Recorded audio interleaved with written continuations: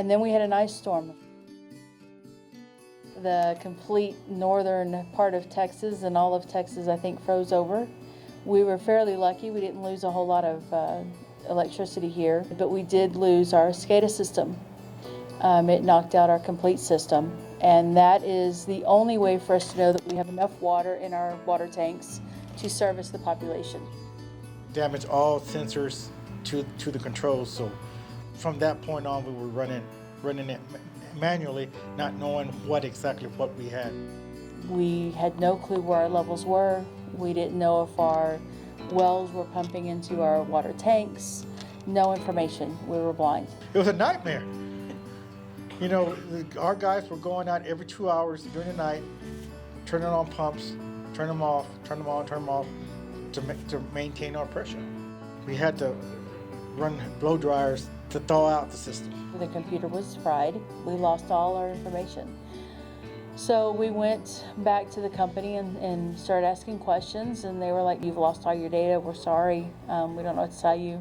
So with their lack of, I guess, respect to the citizens of Tahoka and the trouble the city was in, we decided to start looking further and look into other SCADA companies. We called SitePro, and SitePro came and helped us actually review and look into the situation with the original SCADA system, helped us understand some of the problems. Their system was down. They didn't want their lift stations to overflow and contaminate the ground and get into people's front yards and things like that. They couldn't get any responses on their fresh water coming into the tanks. Their customer service really set them apart. They were willing to come out and exactly work with us as a team on what we needed, what had to happen. They built a system tailored to us, completely tailored to the city's needs. Or automating their water wells, ground storage tanks, and their elevated storage tanks. Pretty much we can control any pumps, we can monitor any tanks, really most any kind of sensors out there. I've talked to several people. First, I guess the engineer, he can look at all of his data. He can look at trends from, flow rates from his pumps when they're running.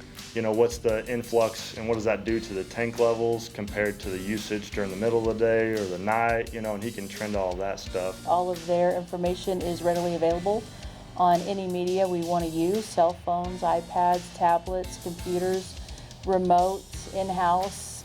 We had access at 24/7 to our data and our systems, and could see everything they were seeing through reports and charts and all sorts of ways.